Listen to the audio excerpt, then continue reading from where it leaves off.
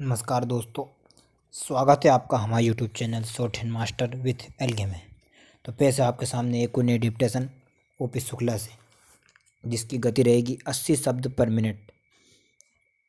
तो स्टार्ट करते हैं आज की dictation. Page number 75-76, dictation number 69। Dictation start होगी 3 सेकंड बाद। सभापति महोदय, आपके माध्यम से मैं राजभाषा समिति से प्रार्थना करूंगा कि वह अपनी अंतरिम रिपोर्ट सरकार को दे दे, ताकि इस संबंध में जो ढील है वह दूर हो। आज संसार के लगभग 100 विश्वविद्यालयों में हिंदी पढ़ाई जा रही है।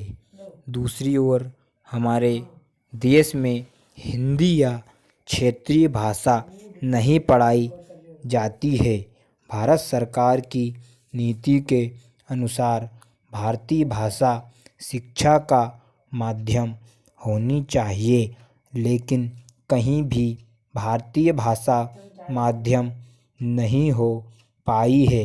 हमें इस बात का प्रयत्न करना चाहिए कि वह शिक्षा का माध्यम बने। इस संबंध में 1-1 करोड़ रुपया केंद्र सरकार ने प्रत्येक राज्य सरकार को दिया है, जिससे हिंदी का अच्छा प्रचार हो सके और साथ ही अन्य भारतीय भाषाओं का भी विस्तार हो सके। लेकिन लगता यह है कि उसकी गति बिल्कुल धीमी हो गई है। इसकी भी जांच पड़ताल होनी चाहिए। हमें इस बात का पता लगाना चाहिए कि यदि गति नहीं आई तो क्यों नहीं आई और उस संबंध में क्या व्यवस्था की जानी चाहिए। पेरा। सभापति महोदय, संयुक्त राष्ट्र संघ की एक भाषा हिंदी भी होनी चाहिए। यह मांग बराबर उठ रही है, किंतु होगी या नहीं और कब होगी यह दूर की बात है। अभी हमारे देश में तटस्थ राष्ट्रों का सम्मेलन हो रहा है। मैं समझता हूँ कि भारत की भूमि पर इतना बड़ा अंतर्राष्ट्रीय सम्मेलन पहले कभी नहीं हुआ था।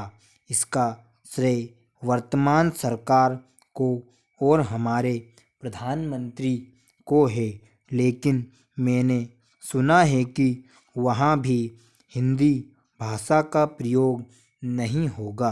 केवल 4 भाषाओं की व्यवस्था की गई है।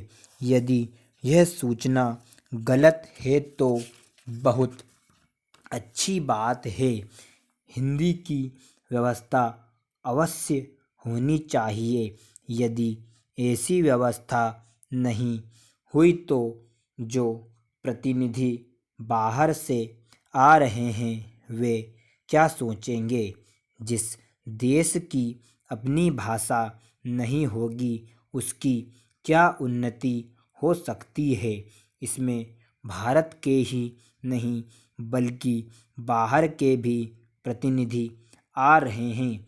उनमें से बहुत से हिंदी जानते हैं। मैं सरकार से कहना चाहता हूँ कि हमारे पास सुविधा है और साधनों की भी कमी नहीं है।